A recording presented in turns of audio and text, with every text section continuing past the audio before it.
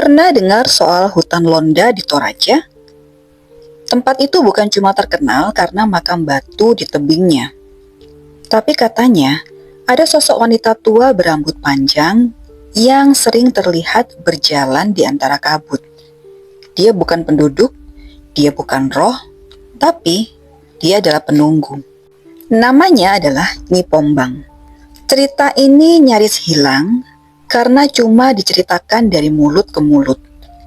Tapi malam ini aku bakal ceritakan buat kalian, biar kita sama-sama ingat bahwa ternyata nggak semua hutan itu kosong. Hai sobat, selamat datang di Voice Story. Makasih udah mampir ke channel aku. Sebelum aku lanjut ke cerita kali ini, subscribe dulu ya. Zaman dulu, di daerah Londa, sebelah selatan Rantai Pau, Kecamatan Kesu, Toraja Utara, ada seorang wanita yang tinggal sendirian di pinggir hutan.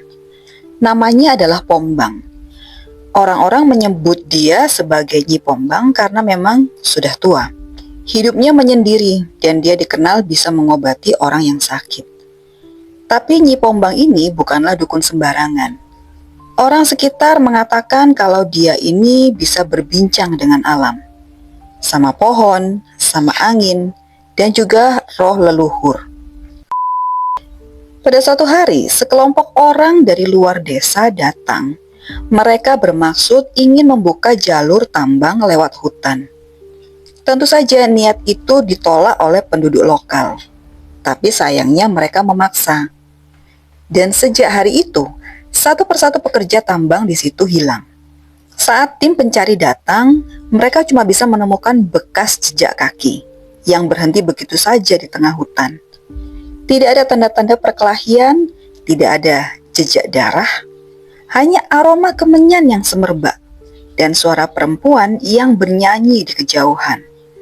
Setelah itulah warga desa mulai mengatakan kalau Nyi Pombang marah. Hutan itu bukan milik manusia biasa.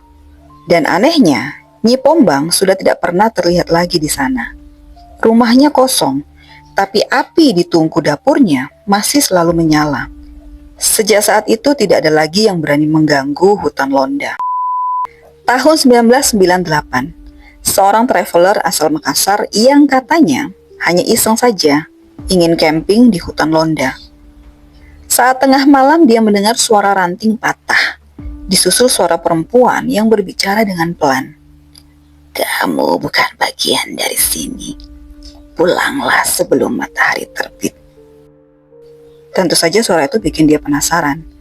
Pas dia menengok untuk mencari tahu asal suara itu, dia melihat ada seorang wanita tua duduk di atas batu dengan rambutnya yang menjuntai panjang sampai menyapu tanah.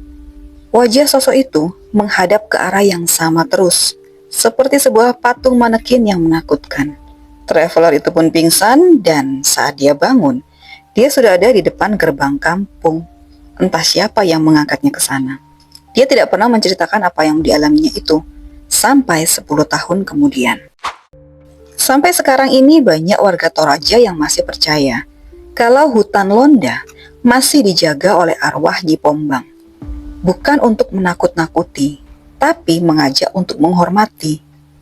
Tentunya bukan menghormati sosok Nyi Pombang, tapi menghormati kelestarian hutan. Dari kisah ini kita jadi tahu, kalau nggak semua yang diam itu kosong. Kadang yang paling diam justru yang paling menjaga.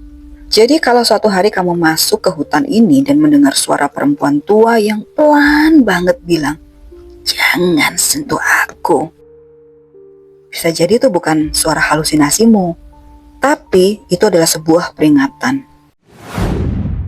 Percayakah kamu kalau setiap tempat itu ada penunggunya? Atau semua ini cuma cerita rakyat biasa yang sengaja dibesar-besarkan saja? Coba tulis di komentar kalau kamu tiba-tiba ketemu dengan Nyi Pombang, apa yang bakal kamu lakukan? Jangan lupa subscribe kalau kamu masih mau diceritain legenda-legenda misterius lainnya yang belum banyak orang tahu. Bye!